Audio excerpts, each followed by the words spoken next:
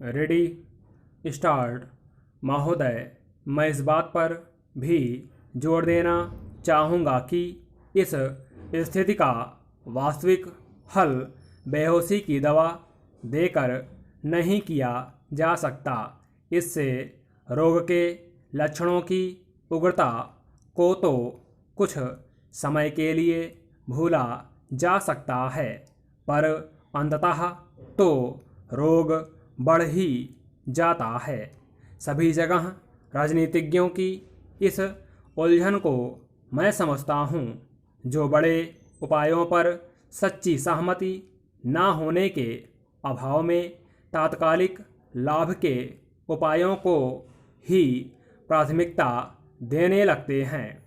इसलिए आज वास्तविक आवश्यकता इस बात की है कि लोगों और परिवारों को जल्दी से लाभ पहुंचाने के उपायों में और पूरे समाज को लाभ पहुंचाने वाले दीर्घकालीन उपायों के बीच सामंजस्य और तालमेल स्थापित किया जाए, क्योंकि अप्रत्यक्ष ढंग से उनसे भी लोगों और व्यक्तियों को लाभ पहुंचता है।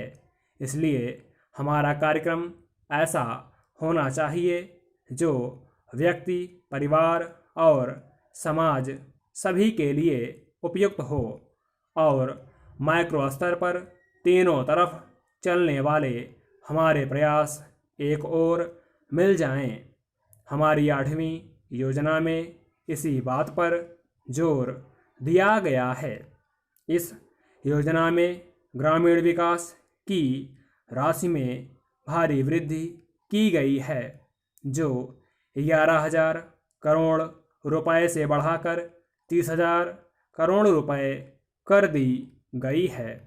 इसमें जिन कार्यक्रमों को शामिल किया गया है उनमें रोजगार पैदा करना, रोजगार का आश्वासन देना, समन्वित बाल विकास योजनाएं, टीकाकरण, शिक्षा और अन्य कई सामाजिक आवश्यकताएं पूरी करने वाली योजनाएं भी शामिल हैं।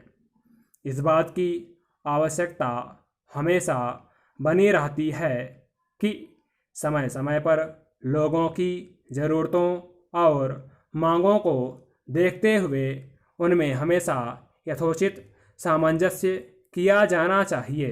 तथापि केवल इतना ही पर्याप्त नहीं होता कि योजनाएं शुरू कर दी जाएं। योजनाएं शुरू करने के साथ साथ यह भी जरूरी होता है कि लोगों को उन्हीं की भाषा में शिक्षित करने और समझाने के लिए एक व्यापक साधन और सतत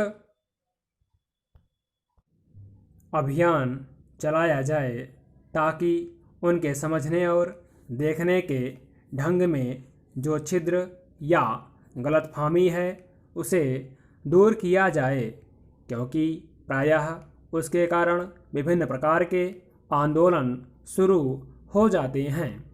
इसलिए गांवों में उन्हें समझाने के माध्यम में परिवर्तन करना अत्यधिक महत्व का है।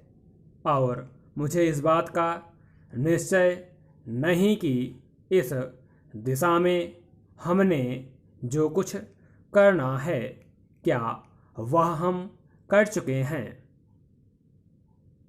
प्रगति और वृद्धि की दर में तेजी लाने के मार्ग पर चलने के लिए सामूहिक प्रयास की ज़रूरत होती है।